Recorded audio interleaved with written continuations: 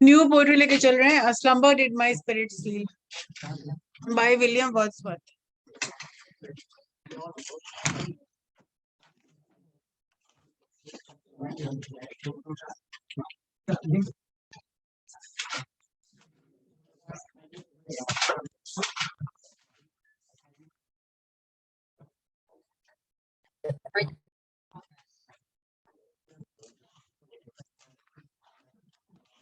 A slumber did my spirit seal. The meaning of slumber is गहरी नहीं, हल्की sleep, slumber.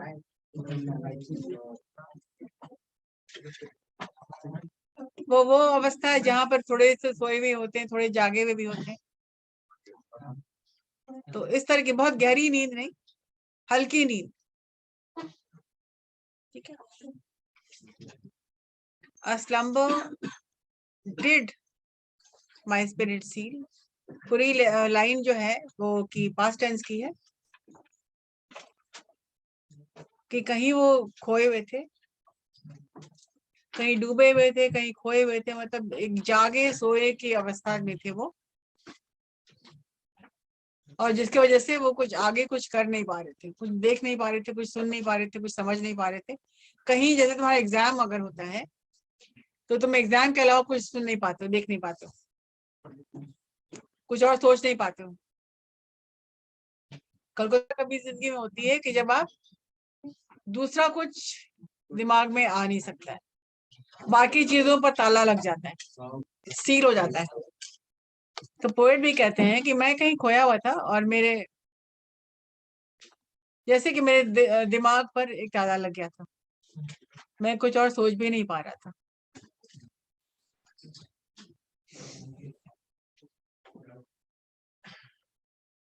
तो ये पास्ट टेंस की बात है, जब पोएट ऐसा सोच रहे थे, और उसी पर उन्होंने शीर्षक बना दिया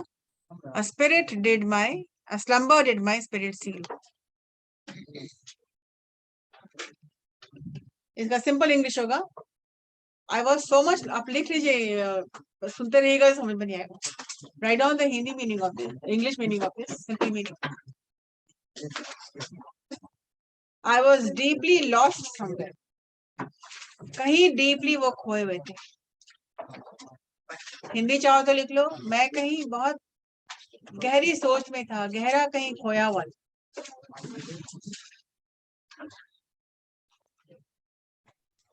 मैम स्लम्बर का मतलब?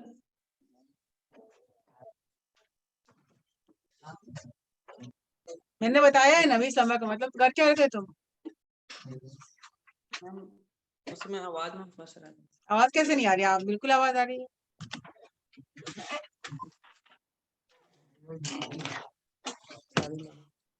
हल्की नींद में।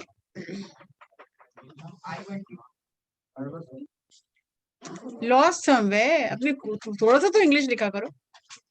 मैं तब से एक ही लाइन के बारे में बता ही रही हूँ, मैं कहीं खोया हुआ था, आई वाज लॉस्ट समवेयर। वो अवस्था होती है जैसे कि अब आप सोए भी हैं, जागे भी हैं। ऐसा होता है कभी तुम्हारे साथ?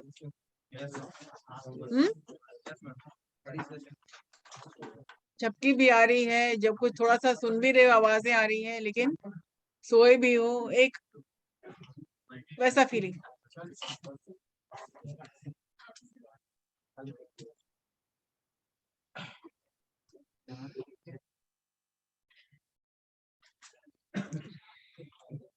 एक वर्ड डिड लगा हुआ है, इसका मतलब है ये पास्ट टेंस की बात है, ठीक है।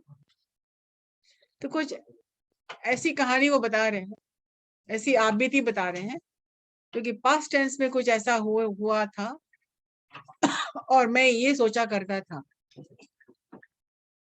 तो स्टार्टिंग होती है पास्ट टेंस की 4 लाइनों से, 4 लाइन पास्ट टेंस, 4 लाइन फिर प्रेजेंट टेंस में। पहले ही मुझे लगता था ऐसा होगा, वैसा होगा, वैसा होगा।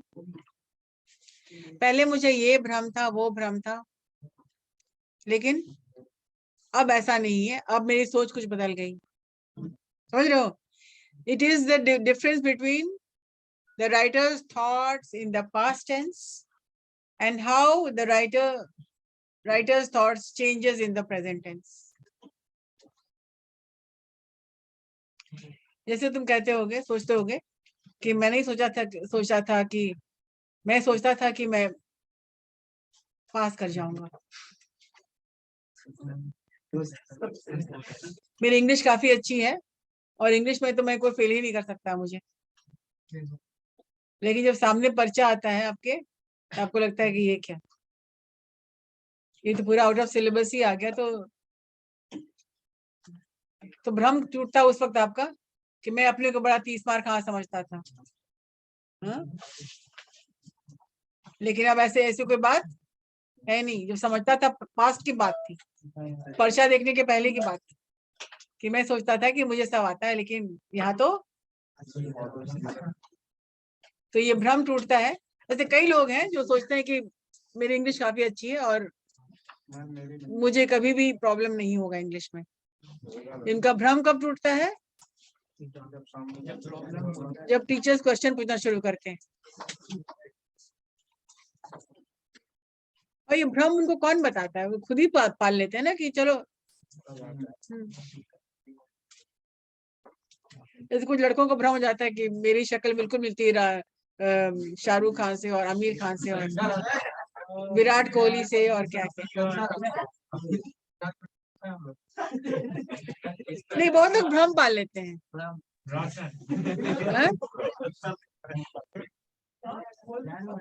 और कुछ गर्ल्स सोचती है कि चलो।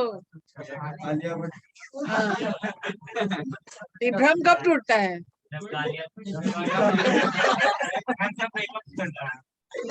जब सच्चाई सामने आती है। नहीं, हम बताते हैं। जब आईना देखते हैं। मेकअप के बाद, जैसे किसी की शादी हो रही है तो मेकअप, फुल मेकअप के बाद तो दूल्हे को ये भ्रम था कि मेरी वाइफ तो बहुत सुंदर है, लेकिन जब पूरा मेकअप उनका उतरता है तो पता चलता है, तब उनका भ्रम टूटता है। अरे मैं फिर सोचते हैं एक बार और इंतजार कर लेते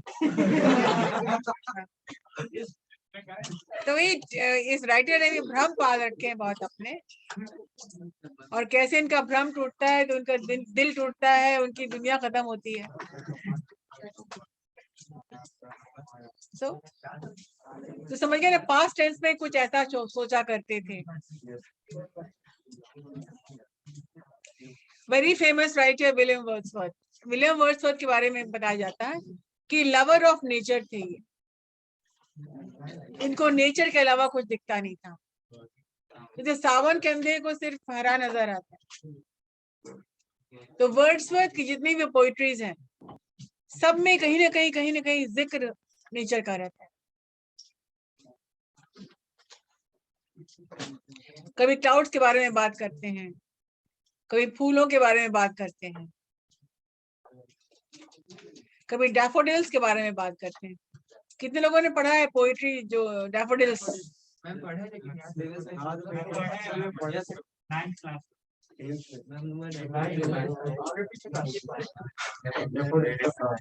तो डैफोडिल्स की स्टोरी, डैफोडिल्स पढ़े हो तो जानते हैं कि वर्ड्सवर्थ ने क्या लिखा और कैसे लिखा। उसका पहला डैफोडिल्स का पहला ही लाइन है, I wandered lonely as a cloud. मतलब मैं बादल की तरह भटक रहा था, लोनली। तभी उनकी नजर पड़ी थी डैफोडिल्स पर। डैफोडिल्स एक ऐसा फूल होता है येलो कलर का, जो कि इतना ब्राइट येलो है कि कोई भी देखे तो उनका दिन फ्रेश हो जाए। तो लिखते हैं I wandered lonely as a cloud. तभी वो अचानक, I chanced upon some daffodils, अचानक डैफोडिल्स से वो देखते हैं और खुश हो जाते हैं, और वो मेमोरी को लेके वो घर जाते हैं कि कभी मैं लोनली फील करूंगा, कभी मैं अकेला फील करूंगा, तो इस सीन को मैं याद करूंगा तो मेरा दिन अच्छा हो जाएगा। तो Wordsworth is the poet of nature, romantic poet of nature. उनके हर पोइट्री में नेचर के बारे में बात होती है.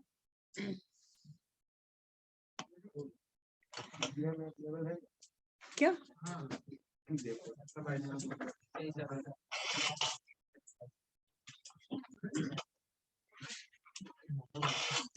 William Wordsworth was born on April 7, 1770 at Cockermouth, Cumberland, England. And he died on April 23, 1850 at Rital Mount, Westmoreland, English. He was an English poet. जिनकी poetry, जिनकी बैलड, जिनकी songs written with Samuel T.S. Coleridge helped launch the English Romantic movement.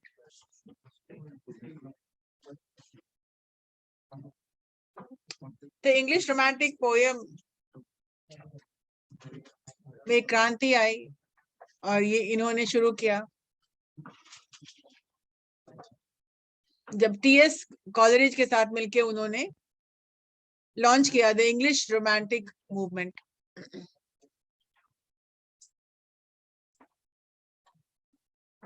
मैंने जो आपका PDF share किया हुआ है content का, उसमें भी अबाउट द ऑथर है, देख लीजिएगा उसको.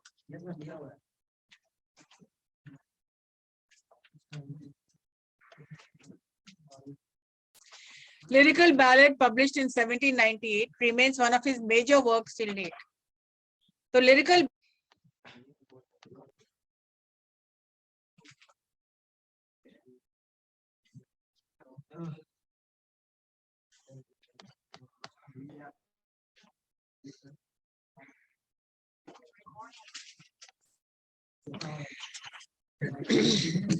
The poems in themselves are some of the most influential in Western literature. और बहुत ही influencing था इनका writer. The prelude had not even been given a title at the time of Wordsworth's death. और जो उन्होंने The prelude जो लिखा था, उसका टाइटल भी दे नहीं पाए थे. उसके पहले उनकी मौत हो गई थी और उनकी सारी उनके मरने के बाद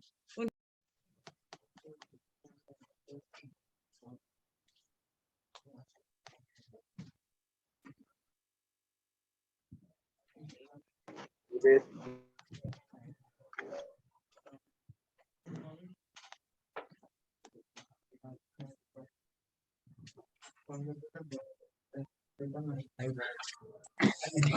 Slumber in My Spirit Seal is a poem written by William Wordsworth in 1798 and published in 1800 edition of lyrical ballads. It is usually included as one of his Lucy poems. अब वर्ड्सवर्थ ने बहुत सारी poetry लिखी है Lucy के नाम से.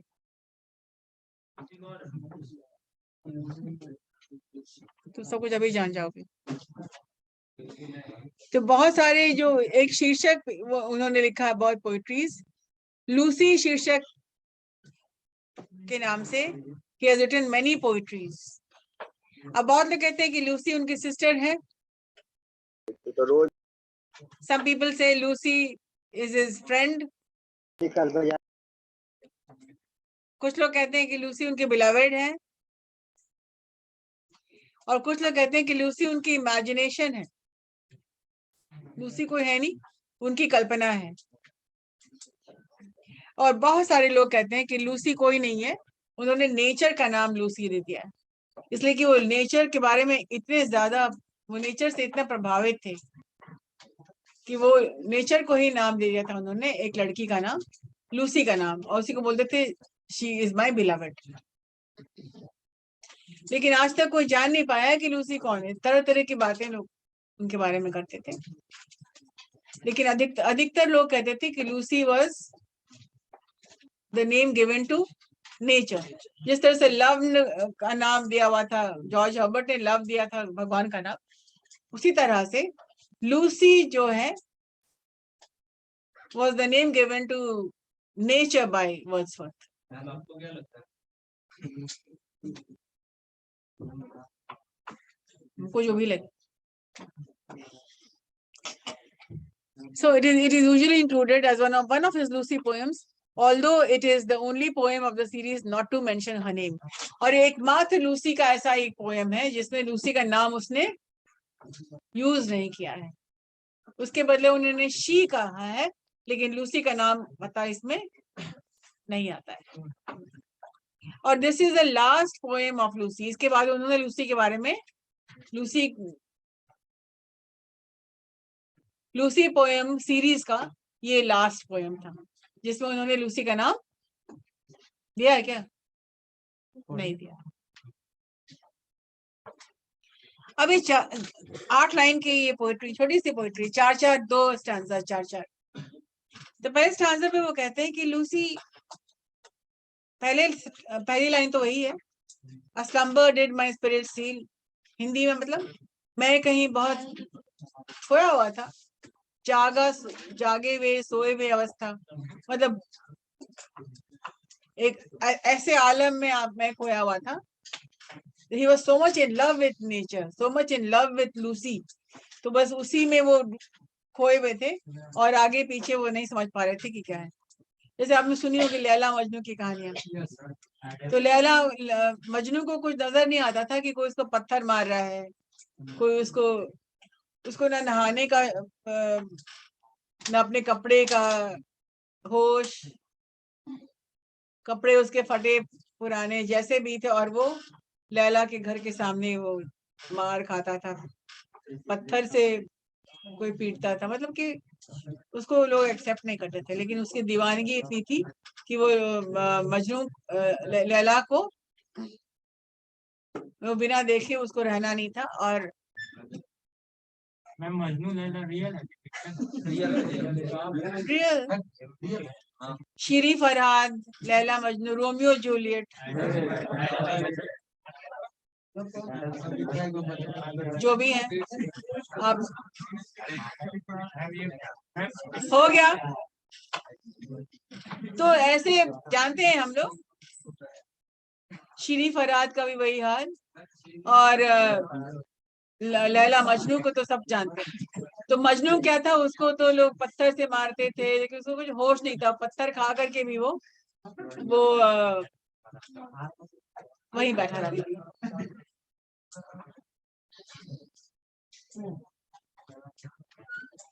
उसी तरह से वर्ड्सवर्थ का जो लव नेचर के साथ था, वो बहुत ही डूबे हुए थे, कहीं खोए हुए थे। हम इस मान को चल रहे हैं कि लूसी कोई नहीं, वो एक नेचर का नाम,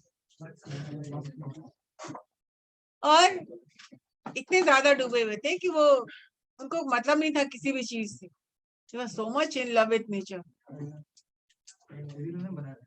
जैसे कोई फूल खिला हुआ है तो ऐसे ही रहेगा, मुरझाएगा नहीं। आप किसी ऐसे फूल को देखते हैं, गुलाब आपके घर में भी या कहीं भी, तो लगता है कि ऐसे ही रहेगा, और आपके अंदर से लगता है कि ये तो हमेशा ऐसे ही रहेगा, ये कभी मुरझाएगा नहीं। 2-3 दिन बीतेंगे, लेकिन 2-3 साल के 10 साल 20 साल भी बीतेंगे तो ये इसकी ब्यूटी खत्म नहीं होगा। तो let us think about the story which Wordsworth लिखते हैं। तो वो लिखते हैं कि मैं कहीं बहुत खोया हुआ था, डूबा हुआ था कहीं। A slumber did my spirit seal. Second line जो है वो कहते हैं I had no human fear. सामने पोएट्री आप देख सकते हैं। लॉगिन नहीं किए हुए क्या? लॉगिन कर लीजिए तब तो देख पाइए। A slumber did my spirit seal, पहला लाइन है। सेकेंड लाइन है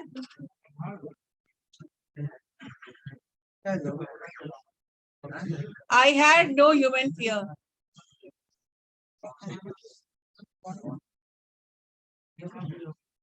जो लॉगिन नहीं करे नहीं समझ पाएंगे।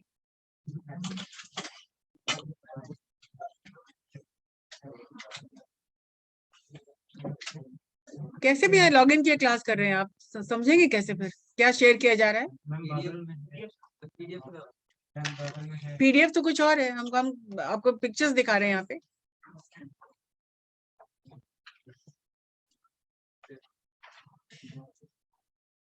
मेरे क्लास में लॉगिन किया कर लीजिए। तो सेकेंड लाइन है I had no human fears. उन्हें किसी बात का कोई डर नहीं था।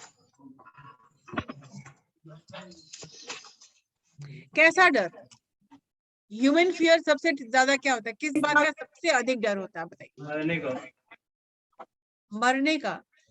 मरने का नहीं, अपने नजदीकी करीबी के मरने का, है कि नहीं? कि जो जिनको हम प्यार करते हैं वो हमेशा मेरे पास रहे, मेरे साथ रहे, उनको खोने का डर रहता है ना सबसे अधिक। तो वो डर इन में नहीं था। क्यों? क्योंकि वो समझ रहे थे वो हर डर के ऊपर थे। और सबसे बड़ा डर वो इंसान का रहता है किसी अपनों के अपने के खो देने का। वैसी बात वो क्यों सोचते थे? क्योंकि उनको लगता था कि ये कभी मरेंगे नहीं, ये कभी जो है मरेगी नहीं, कभी कभी ओल्ड नहीं होगी, and she will always be beautiful.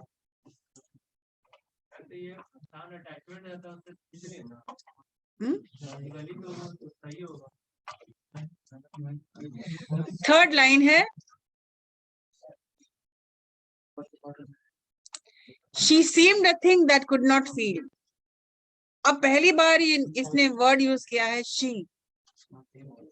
तो जैसे ही आप शी देखते हैं आप समझते हैं कि जो लूसी के बारे में ये बता रहे हैं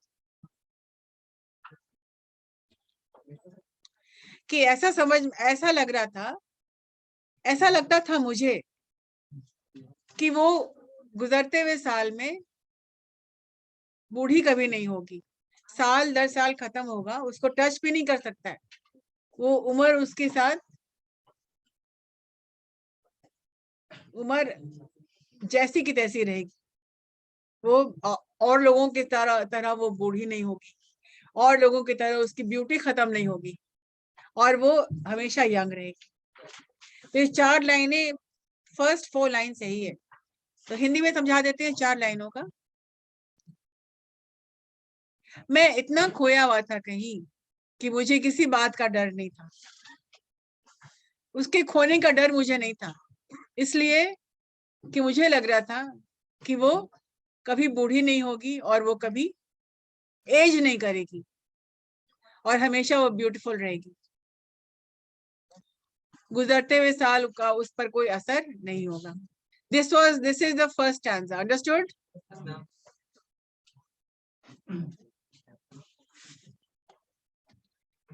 अब पहले अंतरे और दूसरे अंतरे में बहुत फर्क आ गया, जमीन आसमान का अंतर आ गया। ये वो सोचा करते थे कि वो नहीं मरेगी, वो नहीं बूढ़ी होगी, वो हमेशा यंग रहेगी। लेकिन वैसे ये हर किसी को लगता है। छोटा बच्चा समझता है कि माँ हमेशा ही यंग रहेगी, माँ माँ हमेशा ही काम करेगी, माँ हमेशा ही पहले की तरह रहेगी। जब माँ उसकी 40, 50, 60 की होती है तभी बच्चा समझता है कि माँ को उतना ही ऑर्डर करता है, ये करो वो करो वो करो। वो भूल जाता है कि माँ भी एज कर रही है, लेकिन उसको लगता है कि माँ हमेशा यंग रहेगी और उसकी जरूरतों को पूरा करती रहेगी। ऐसा होता है ना, बाजार जाओ, ये करो वो करो, खाना बनाओ। तो यहाँ बात हो रही, जिक्र हो रही है लूसी की। लूसी के प्यार में इतना खोए हुए थे वो कि लगा कि वो उसको कभी नहीं खोएंगे और औरों की तरह उसको मौत नहीं आएगी और औरों की तरह वो बूढ़ी नहीं होगी। लेकिन हुआ क्या? अभी लूसी का लास्ट पोएम है तो उनको तो कुछ कहना था ना। अब लिखते हैं दूसरे पैराग्राफ में, बहुत कुछ हो चुका है, उनका भ्रम टूट चुका है, लूसी अब इस दुनिया में नहीं है, इस बात का उनको इस बात की जानकारी मिल चुकी है। और वो अब बोलते हैं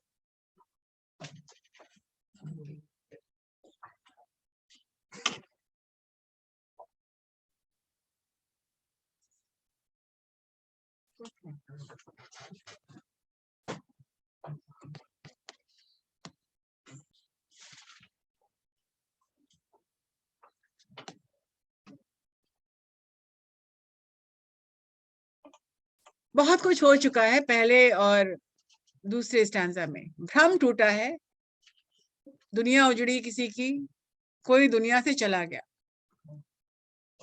जिसके बारे में वो सोचा करते थे कि उसको मौत नहीं आएगी, वो बूढ़ी नहीं होगी, लेकिन ऐसा नहीं हुआ और उसको मौत तो आ ही गई। अब 4 स्टैंजा में वो लिखते हैं, no motion has she now, no force. उसके बदन में कोई हरकत नहीं है, मोशन ही नहीं है, कुछ नहीं। जब इंसान मर जाता है तो ऐसे भी हरकत कहाँ से होगी। इस बात का एहसास है कि वो लूसी अब दुनिया में नहीं है। No motion has she now, अभी की बात हो रही है। पहले जो मैं करता था वो करता ही था, लेकिन now she has no motion. और कोई फोर्स नहीं है, कोई एनर्जी नहीं है, कोई ऊर्जा नहीं उसके बदन में। She neither hears nor sees, ना तो वो देख सकती है, अभी लॉग इन नहीं किए हुए।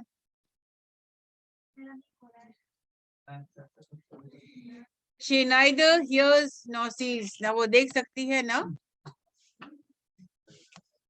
वो सुन सकती है। Rolled around the earth diurnal course, मतलब अब डेली रूटीन में चली गई है, नेचर के डेली रूटीन में। उसको दफनाया जा रहा है, वो मिट्टी दबाया जा रहा है। रोल्ड अराउंड मतलब मिट्टी में वो मिल रही है।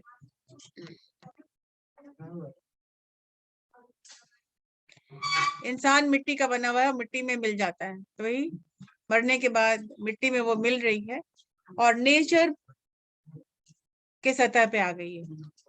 शी नेचर में मिल करके वो नेचर में हर जगह बिखर गई।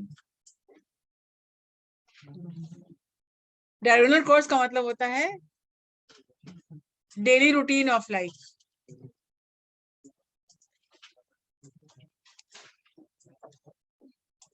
और नेचर में शामिल होकर के वो हर जगह देखी जा सकती है। विथ रॉक्स, पत्थरों में देखी जा सकती है, स्टोन्स,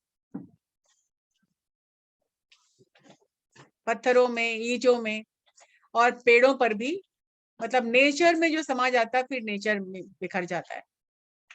इंसान मर के होता है ना कि वो पूरी प्रकृति में समा जाना। तो ये है A slumber did my spirit see। पहले क्या सोचता था और उसके बाद क्या हुआ, इसकी ये poetry. Did you understand? Very simple to understand, इसमें कोई दो राय नहीं है। बस पास्ट टेंस में वो सोचा करते थे कि वो कभी नहीं जाएगी, और लेकिन वास्तविकता में उसकी मौत हो जाती है और वो बोलता है कि वो नेचर में समा गई है और मैं उसको हर जगह देख सकता हूँ। अंडरस्टूड? लूसी से पहले वुमन थे। हम्म? लूसी से पहले औरत होगी तभी ना वो ओल्ड। हाँ सब वो नेचर में। हाँ।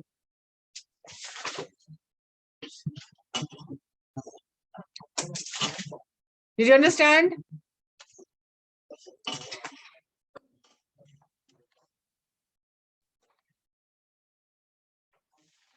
The touch of earthly years का मतलब क्या होता है?